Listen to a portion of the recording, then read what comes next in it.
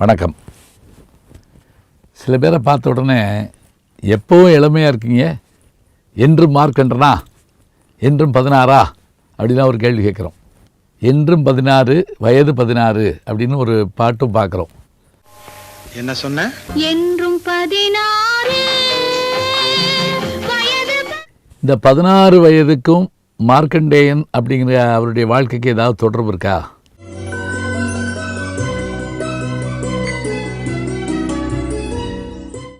முதல்ல மார்க்கண்டேயன் யார் ஒரு கேள்வி கேட்குறோம்.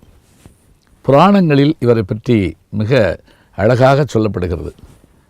சிவாய நம என்று சிந்தித்திருப்போர்க்கு அபாயம் ஒரு நாளும் இல்லை. இது சிவவாக்கு. இதுக்கு ஒரு ஆதாரமாக யாரையாவது காட்டணும் அப்படின்னா அது நம்முடைய மார்க்கண்டேயனை காட்டலாம். புராணங்களில் இவருடைய வரலாறு எப்படி சொல்லப்படுகிறது என்றால், மிருகண்டு என்று ஒரு முனிவர் இருந்தார்.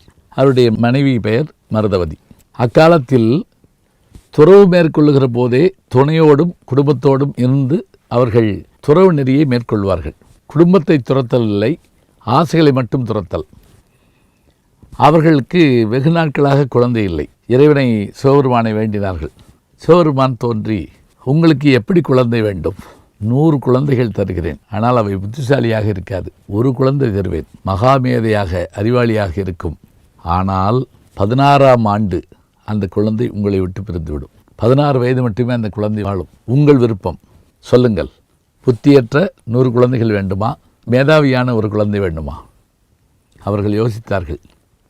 புத்தி இருந்தால் அறிவுடையார் எல்லாம் உடையார், எங்களுக்கு புத்தியுள்ள குழந்தையே வேணும். அதே போல் அவர்களுக்கு குழந்தை பிறந்தது. அந்த குழந்தைக்கு மார்க்கண்டேயன் என்று பெயரிட்டார்கள். சகல கலைகளையும் பெற்ற அந்த குழந்தை மிக அறிவாளியாக உலகோர் வியக்கம் வண்ணம் வளர்ந்து வந்தது. வளர வளர தாய் தந்தையருடைய முகத்திலே கவலை இருந்தது.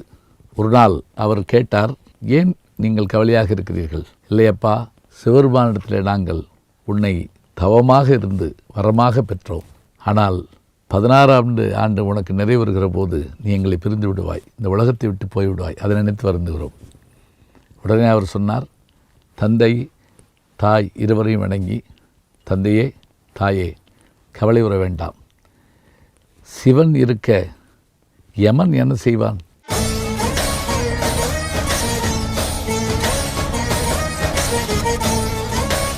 கவலைப்படாதீர்கள் என்று சொல்லி தன்னுடைய அந்த சிறு வயதிலேயே சென்று அவர் தவம் செய்ய தொடங்கினார். அப்படி தவம் செய்கிற போது சிவலிங்கத்தை அருகிலே வைத்து அந்த சிவலிங்கத்தினுடைய அருகிலே அமர்ந்து இடைவிடாது தவம் செய்து கொண்டே இருந்தார். அந்த நாள் வந்தது, இறுதி நாள் வந்தது. அந்த இறுதி நாள் வந்தவுடன் அவரை அழைப்பதற்கு யமனே வந்தான். சில நேரங்களில் யம தூதர்கள் வருவார்கள், கால தூதர்கள் வருவார்கள். யமனே வந்தானாம். வந்தவன், உன்னுடைய ஆயுள் முடிந்து விட்டது, உன்னை அழைத்து போக வந்திருக்கிறேன் என்று சொல்ல சற்றும் தயங்காது, இல்லை, நான் எம்பெருமானை பிரிந்து வரமாட்டேன் என்று சொல்லி, எனக்கு தாய் தந்தை உலகமெல்லாம் எம்பெருமானது என்று அந்த சிவலிங்கத்தை கட்டிப்பிடித்து கொள்ள, அந்த நேரம் பார்த்து பாசக்கயிறை வீச, அந்த பாசக்கயிறு சிவபெருமானுடைய அந்த லிங்க வடிவிலும் பட்டவுடன் ஒரு வினாடி அந்த லிங்கம் வெடித்து அதற்குள்ளிருந்து காலகாலனாகி எம்பெருமான் தோன்றினார். தோன்றியவர் தன்னுடைய காலால் அந்த காலனை ஒரு மிதித்து சூலாயுதத்தால் அவனை கொல்ல முயற்சித்து கொன்றும் விட்டார் என்று வரலாறு சொல்லுகிறது. பிறகு எல்லோரும் வேண்டிக் கொண்டார்களாம், யமனை கொன்று விட்டால் பிறகு அந்த வேலையை யார் செய்வார்கள்?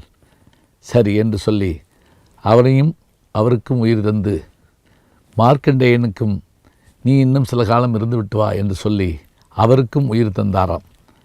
அதே வடிவத்தோடு மார்க்கண்டேயன் தன்னுடைய வாழ்நாளெல்லாம் வாழ்ந்தார் என்ற கதையை நாம் பார்க்கின்றோம். இது எங்கு நடந்ததாக நாம் கருதுகின்றோம் என்றால், 60 வயது முடிந்தவுடன் திருக்கடையூர் செல்லவில்லையா என்று ஒரு கேள்வி கேட்போம். திருக்கடையூர் என்றவுடன் நமக்கு அபிராமி பட்டருடைய கதை தான் ஞாபகத்துக்கு வரும். ஆனால் காலகாலனாகி எம்பெருமான் அந்த யமனை வீழ்த்திய இடம் அதுதான். அது மட்டுமல்லை, யமன் உயிர் பெற்று எழுந்ததும் அந்த இடம்தான். அதனால்தான் நீங்கள் அங்கு சென்றால் அந்த கோவிலுடைய பிரகாரத்தில் யமனுடைய சன்னதியும் இருக்கும், அவன் உயிர் பெற்றெழுந்த காட்சியும் இருக்கும். 60 வயது ஆனவுடன் எம்பெருமானை சென்று வணங்குவது அதற்காகத்தான். இப்படி தன்னுடைய காலத்தை வென்ற தன்மையுடையவர் யார் என்று கேட்டால் மார்க்கண்டேயர். அதனால்தான் பாரதி கூட தன்னுடைய பாடலிலே, காலா என் காலருகே வாடா என்று அழைக்கின்றார் என்று சொன்னால், மார்க்கண்டேயனுடைய கதை போல எப்படி சிவபெருமான் மிதித்தாரோ அதுபோல் நான் மிதிப்பேன் என்பதை சொல்லுகின்றார்.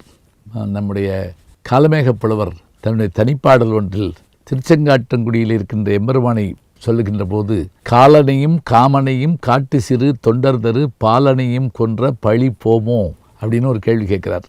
காலன்னா யமன், காமன்னா மன்மதன், பிள்ளைக்கறி கேட்டது சிறு தொண்டரிடத்தில். இதெல்லாம் உலகத்துக்கு தெரியாமல் இருக்கிறதுக்கு தானே நீ திருச்செங்காட்டங்குடிங்கிற இந்த காட்டுக்குள்ளே இருந்து குடியிருக்கிற அப்படின்னு அவர் நிந்தாசுதியில் ஒரு பாட்டு பாடுவார். அப்படி புத்திசாலித்தனமான அந்த குழந்தை தன்னுடைய தவ வழியால் எம்பெருமானுடைய அருளை பெற்று பல்லாண்டு காலம் வாழ்ந்தது, இளமையோடு வாழ்ந்தது, என்றும் மார்க்கண்டேயனாக இருந்தது என்ற செய்தியை பார்க்கின்றோம். எனவே மார்க்கண்டேயருடைய தலம் அங்கே திருக்கடவூரில் இருக்கிறது. எம்பெருமானை தரிசித்துவிட்டு அவரையும் தரிசித்துவிட்டு வரலாம். காலத்தை வெல்ல வேண்டும் என்கின்ற எண்ணம் எல்லோருக்கும் உண்டு. மரணத்தை வெல்ல வேண்டும் என்கின்ற ஆசை எல்லோருக்கும் உண்டு. ஆனாலும் கூட அதற்கு வழி இருக்கிறதா என்று கேட்டால், அது எம்பெருமானுடைய திருவடிகளை அடைந்தார் எல்லாவற்றையும் பெற்றுக்கொள்ளலாம் என்பதுதான் உறுதி. பிறவி பெருங்கடல் நீந்துவர் நீந்தார் இறைவன் அடி சேராதார் என்றார் திருவள்ளுவர் சொல்கிறார். என்றால் யார் பிறவி கடலை கடக்க முடியாதவர்கள்? இறைவனுடைய திருவடியை அடையாதவர்கள்தான். திருவடியை அடைந்தவர்கள் கடந்து விடுவார்கள். பிறவியாகிய கடலையே கடக்க முடியும் என்று சொன்னால், இந்த பிறவியை நாம் நிலைத்து செய்வதற்கு எம்பெருமானுடைய அருள் இருந்தால் போதும். இதுதான் மார்க்கண்டேயனுடைய கதை நமக்கு சொல்லுகிறது. எனவே இளமையோடு எல்லோரும் எப்போதும் திகழ வேண்டுமென்றால் மார்க்கண்டேயனுடைய வரலாற்றை படியுங்கள். அந்த கோயிலையும் சென்று ஒரு முறை தரிசித்து வாருங்கள். நல்ல செய்திகளை நாளும் சிந்திப்போம். நாளை சந்திப்போம். வணக்கம். அன்புக்குரிய யூடியூப் நேயர்களே, நீங்கள் இன்னும் என்னை நெருக்கமாக பின்தொடர வேண்டும் என்று சொன்னால் ட்விட்டர், இன்ஸ்டாகிராம், ஃபேஸ்புக் போன்ற சமூக வலைதளங்களில் பின்தொடர்ந்து வாருங்கள். நாம் முன்தொடர்ந்து செல்வோம்.